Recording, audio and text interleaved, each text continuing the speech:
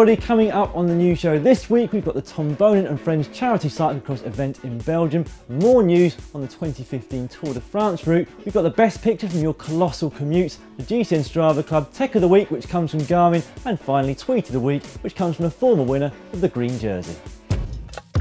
For the first time in weeks there were no major cyclocross events on at the weekend, but thankfully national hero Tom Boonen was on hand to provide his 5th annual Boonen and Friends cyclocross race. The event raises money for the Move to Improve charity which helps children with motor neural problems.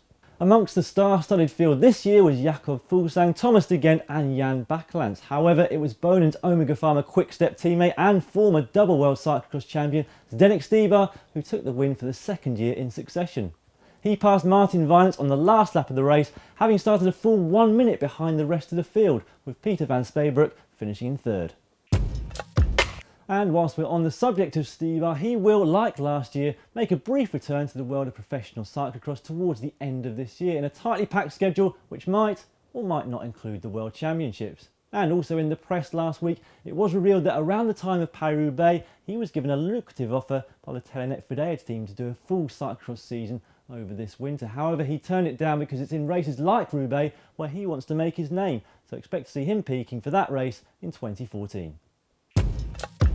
Well, it might still be a long way off, but the organisers of the 2015 Tour de France have confirmed it will kick off with a 13.7 km individual time trial around the city of Utrecht. Too long to be classified as a prologue, which can be no longer than 8 km, it will nonetheless suit the likes of Tony Martin, who has yet to wear the yellow jersey at the Tour de France. However, local favourite Lars Boom will also be licking his lips at the prospect of that yellow jersey, whilst for Fabian Cancellara it's an opportunity to add to the 28 yellow jerseys already in his wardrobe. Moving 1 year closer, and the build-up to the 2014 Tour de France has, at least in the press, already begun. New team Astana recruit Michele Scarponi has weighed in by saying that his new teammate Vincenzo Nibali is more than capable of beating reigning champion Chris Froome. Froome is by far the odds-on favourite at the bookies, but Scarponi has cited his more aggressive racing style and more imaginative tactics as reasons why Nibali can top the podium. And it's likely that the Italian will have very strong backup next July. Not only will he have Scarponi, he'll also have the Dane Jakob Fuglsang, who last week announced he won't be riding the Giro d'Italia with his own ambitions, instead concentrating on July, where he'll be there with the sole aim of helping Nibali top the podium.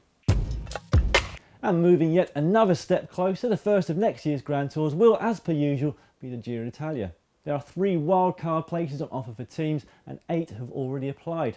Bardiani Valvole, Caca, MTN Quebecer, IAM Cycling, Colombia, NetApp Endura, Novo Nordisk and the US team United Healthcare have already thrown their hat into the ring. However, one team missing, initially at least, was the yellow Fluo team. This year known as Vini Fantini, the controversial team have said that they will be sending a dossier to the organisers RCS Sport before the 15th of December. One team which is already guaranteed a place is Androni Giocattoli Venezuela, who won that courtesy of their win in the Coppa Italia. After weeks of speculation, the wealthy Russian Oleg Tinkoff has confirmed that he will take over ownership of the team from Bjarne Riis. Riis will continue to manage the team from a sporting aspect though for the next 4 years. GCN streamed the press conference live from our London headquarters. He wants the best team in the world, I want the best team in the world. He has the money, I didn't, and that makes things possible.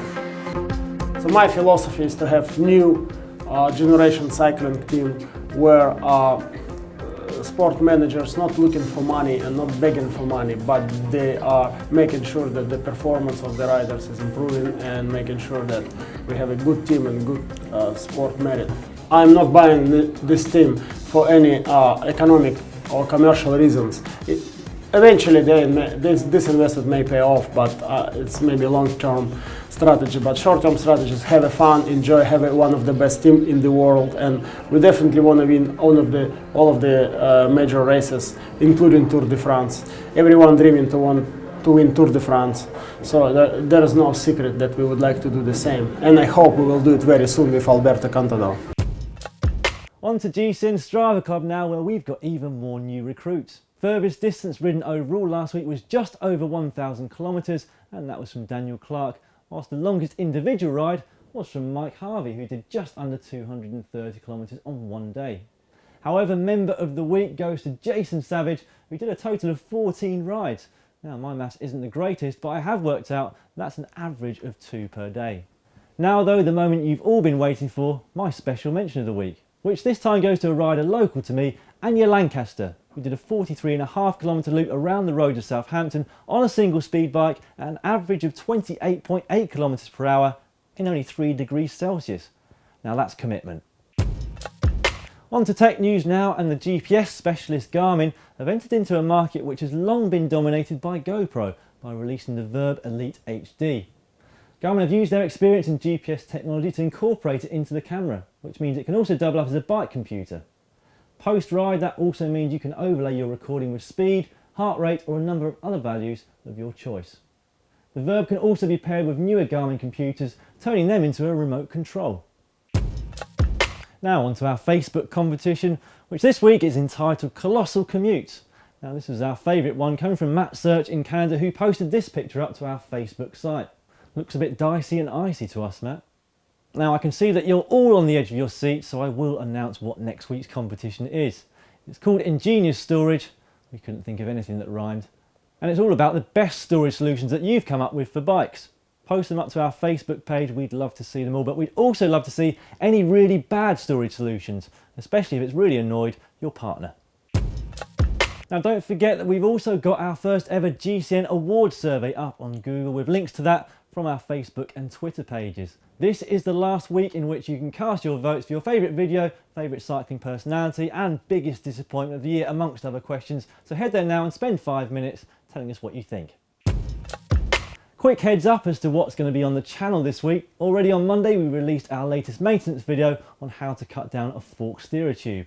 On Wednesday, ex-world champion Bart Wellens will show you how to shoulder a cyclocross bike. On Thursday, I've got my top 10 Christmas gift ideas for cyclists. On Friday, we tell you what makes a top time trialist, and on Saturday we've got Garmin chiropractor Matt Rabin with the latest of his videos. And finally on Sunday, the latest of our pro bike features. This week it's cyclocross American champion Jonathan Page. Tweet of the week this time comes from Robbie McEwen, a former winner of the green jersey at the Tour de France. He took this picture from Orica Green Edge rider Alan Davis and said, "The Tour de France Orica Green Edge bus driver brushing up his skills at special training camp for 2014. Thanks again for joining us. We'll see you all again soon." Yeah, it is 2 rides a day. It's 2 times 7, that's 14. Right, ready? It's more varied than muddy fields, and the length of the season means that conditions can vary wildly, from 25 degrees and sunny in September to potentially below freezing from December onwards.